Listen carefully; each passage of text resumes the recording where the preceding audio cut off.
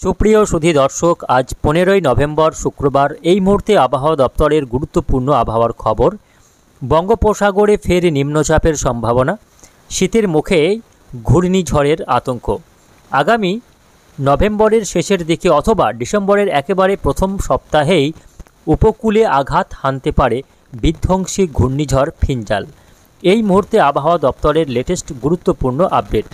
সুপ্রিয় সুধী দর্শক, আজ শুক্রবার। আজ থেকে আবহাওয়াতে বড়সড় পরিবর্তনের সম্ভাবনা। আজ থেকে বাংলায় জাঁকিয়ে ঠান্ডা পড়তে পারে, কেননা আজ থেকেই উত্তরের হাওয়া ঢুকতে শুরু করবে বাংলার বিস্তীর্ণ এলাকায়। তো সুপ্রিয় সুধী দর্শক, আসুন দেখে নেব আজকে শুক্রবার সারাদিন আবহাওয়া কেমন থাকবে। আজকে কোথাও কোনো বৃষ্টির সম্ভাবনা আছে কিনা দেখে নেব।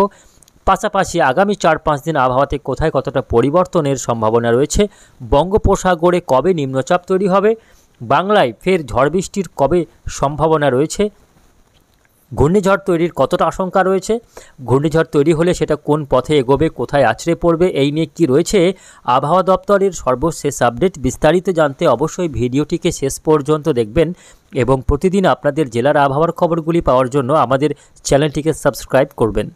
তো সুধী দর্শক, আজকে শুক্রবার আসুন প্রথমে আপনাদের সরাসরি উপগ্রহ চিত্র থেকে দেখাবার চেষ্টা করব এই মুহূর্তে সমগ্র বাংলার আকাশের পরিস্থিতি।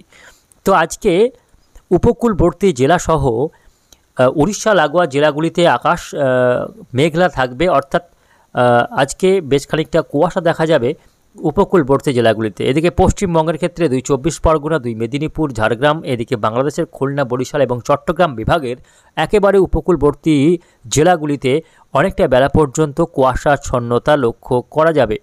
পাশাপাশি পশ্চিমের জেলাগুলিতেও কিছুটা কুয়াশা থাকবে, তবে বাকি জেলাগুলিতে আকাশ কিন্তু আজকে দিনভর পরিষ্কার থাকার সম্ভাবনা রয়েছে। আজ থেকে শুরু হয়েছে উত্তরের হাওয়ার দাপট, অর্থাৎ গত কয়েকদিন ধরে যে উত্তরে হাওয়াটা থমকে ছিল বিভিন্ন ওয়েদার সিস্টেমের কারণে ঠিকমতো নামতে পারছিল না, সেই হাওয়া আজ থেকেই নামতে শুরু করবে। দেখাবো একটু বিস্তারিতভাবে, আপনাদের দেখাবার চেষ্টা করব বিস্তারিত। একটু বায়ুর ঝাপটা মরে গেলে বুঝতে পারবেন। দেখুন, উত্তর পশ্চিমের যে শীতল হাওয়া, যেটা একটু কম নামছিল বাংলাতে, সেটাই আজ থেকে কিন্তু হুহু করে নামবে। দেখুন, এই পথ ধরে বাংলাতে ঢুকবে উত্তর পশ্চিমের শীতল শুকনো হাওয়া, যার কারণে বাতাস যেমন শুকনো হবে তেমনই তাপমাত্রা এবার নামতে শুরু করবে। যদিও তাপমাত্রা বেশ খানিকটা নেমে গিয়েছে, ফলে ভোরের দিকে শীত শীত অনুভূত হচ্ছে, যদিও দিনের বেলায় প্রখর সূর্যের তাপের কারণে সেভাবে সর্বোচ্চ তাপমাত্রা নামতে পারেনি। যদিও সর্বনিম্ন তাপমাত্রা এই মুহূর্তে কিন্তু 17-18 ডিগ্রি আশপাশে ঘোরাফেরা করছে, যেটা আগামী 20 তারিখের মধ্যে নেমে যাবে 15 থেকে 14 ডিগ্রির ঘরে, এমনই কিন্তু সম্ভাবনা রয়েছে। ফলে আগামী 20 তারিখের মধ্যে জাঁকিয়ে ঠান্ডা পড়তে চলেছে, এমনটাই সাফ জানিয়ে দিল আবহাওয়া দপ্তর। তবে এরই মাঝে বৃষ্টির আশঙ্কাও রয়েছে। আমরা যাব বৃষ্টির আপডেটে, তার আগে দেখে নেব আজকে কোথাও বৃষ্টির কোনো সম্ভাবনা আছে কিনা। আসুন বৃষ্টি বজ্র মোড়ে চলে এলাম। তো আজকে বৃষ্টি বজ্র মোড়ে দেখা যাচ্ছে যে বৃষ্টির কোথায় কতটা সম্ভাবনা রয়েছে। দেখুন, বৃষ্টি রয়েছে এদিকে ভারতের একেবারে উত্তরে জম্মু কাশ্মীর, এদিকে দক্ষিণের কেরালা, কর্ণাটক, তামিলনাড়ু, তবে এদিকে পশ্চিমবঙ্গ, বাংলাদেশ, বিহার, ঝাড়খণ্ড, উড়িষ্যা, মিজোরাম, মণিপুর, ত্রিপুরা, মেঘালয়, আসাম, এই এলাকাতে আকাশ একেবারে পরিষ্কার, বৃষ্টির কোথাও কোনো সম্ভাবনা নেই। শুধুমাত্র দক্ষিণ ভারতের এইদিকে উপকূলবর্তী শ্রীলঙ্কা সহ এদিকে কেরালা, কর্ণাটক, তামিলনাড়ুতে বৃষ্টি হবে, কেননা এই মুহূর্তে একেবারে দক্ষিণ পশ্চিম বঙ্গোপসাগরের যে নিম্নচাপ সেটা প্রভাব দেখাচ্ছে এই উপকূলবর্তী এলাকায়, যার কারণে এই সমস্ত এলাকায় দেখুন বৃষ্টি হচ্ছে। তবে বাংলার আকাশ আজকে পুরোপুরি পরিষ্কার। আসুন দেখে নেব আগামী কয়েকটা দিন আবহাওয়া কেমন থাকবে। আগামীকাল শনিবার আবহাওয়া পরিষ্কার থাকবে, আগামীকাল কোথাও বৃষ্টির কোনো সম্ভাবনা নেই। রবিবার সেক্ষেত্রে দেখা যাচ্ছে বৃষ্টি কোথাও নেই, শুধুমাত্র পাহাড়ি দার্জিলিং, কালিম্পং ছাড়া পশ্চিমবঙ্গের উত্তর থেকে দক্ষিণ কোথাও বৃষ্টি নেই, বাংলাদেশের কোথাও বৃষ্টি নেই। বরং তাপমাত্রা হুহু করে নামবে। যে তাপমাত্রা রয়েছে তার থেকে আরও 2 থেকে 3 ডিগ্রি তাপমাত্রা আগামী 20 তারিখের মধ্যে নেমে যাবে। 18 তারিখ সেক্ষেত্রেও আবহাওয়া পরিষ্কার থাকবে, বৃষ্টি নেই। 19 তারিখেও বৃষ্টি নেই, বুধবার 20 তারিখেও বৃষ্টি নেই। আগামী 20 তারিখ পর্যন্ত পশ্চিমবঙ্গ, বাংলাদেশ, বিহার, ঝাড়খণ্ড, উড়িষ্যা, মেঘালয়, আসাম, ত্রিপুরা, মিজোরাম, মণিপুর কোথাও বৃষ্টির কোনো লেশ দেখা যাচ্ছে না। তবে 20 তারিখের পর থেকে আবহাওয়াতে নাটকীয় পরিবর্তন ধরা পড়তে পারে, কেননা আগামী 20 তারিখের মধ্যে বঙ্গোপসাগরে দানা বাঁধবে ঘূর্ণাবর্ত, যা থেকে নিম্নচাপে রূপান্তরিত হওয়ার আশঙ্কা রয়েছে এবং সেটা পরবর্তীতে আরও শক্তি বাড়িয়ে ঘূর্ণিঝড় ফিনজালে পরিণত হতে পারে।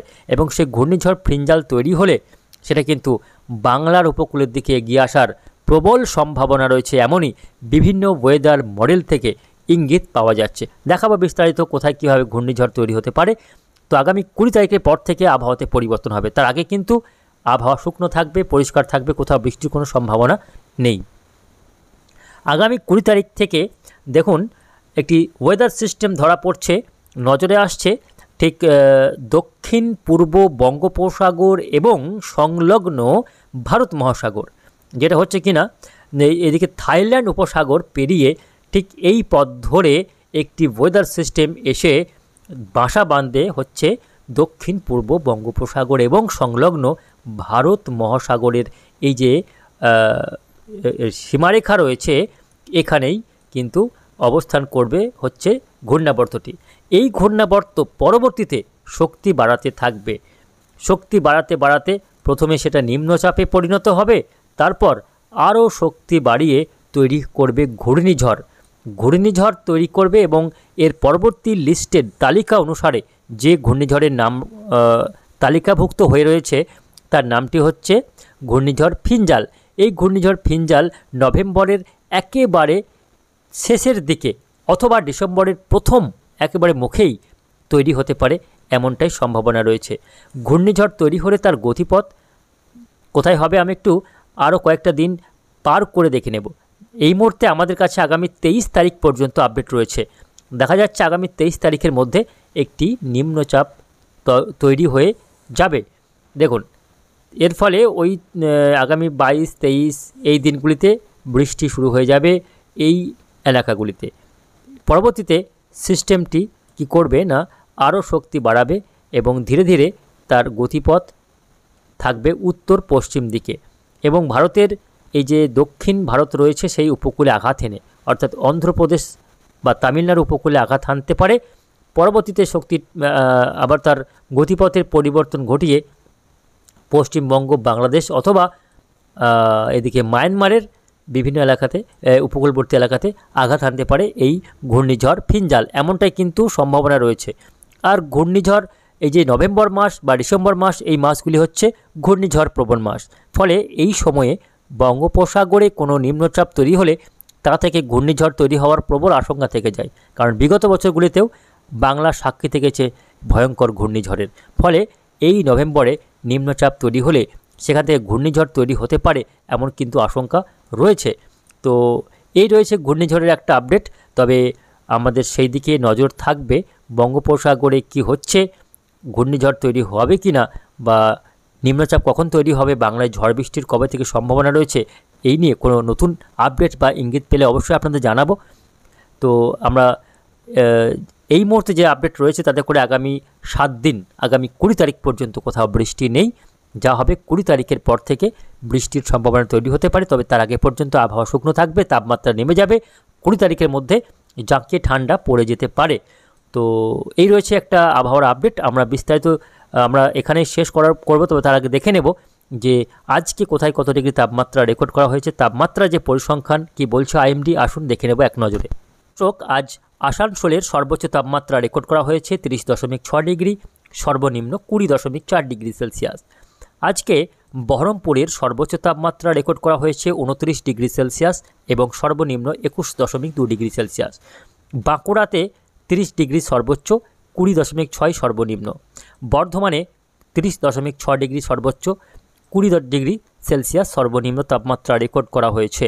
দার্জিলিংয়ে সর্বোচ্চ তাপমাত্রা রয়েছে 17.8 ডিগ্রি এবং সর্বনিম্ন 9.4 ডিগ্রি সেলসিয়াস। আজ দীঘার তাপমাত্রা রেকর্ড করা হয়েছে 31 ডিগ্রি, সর্বনিম্ন 20.6 ডিগ্রি। ডায়মন্ড হারবারে 31.4, সর্বনিম্ন 21.6 ডিগ্রি সেলসিয়াস। আজকে আলিপুরের সর্বোচ্চ তাপমাত্রা রেকর্ড করা হয়েছে 29.4 ডিগ্রি, সর্বনিম্ন 22.1 ডিগ্রি সেলসিয়াস। হাওড়াতে 31 ডিগ্রি সেলসিয়াস সর্বোচ্চ, 20 ডিগ্রি সর্বনিম্ন। দমদমে 30.5 ডিগ্রি, সর্বোচ্চ 22 ডিগ্রি সর্বনিম্ন। এদিকে সল্টলেকে 31.1 ডিগ্রি সর্বোচ্চ তাপমাত্রা, 22.5 ডিগ্রি সর্বনিম্ন। নদিয়ার কৃষ্ণনগরে 31 ডিগ্রি আজকে সর্বোচ্চ তাপমাত্রা রেকর্ড করা হয়েছে, যা সর্বনিম্ন 20.2 ডিগ্রি সেলসিয়াস।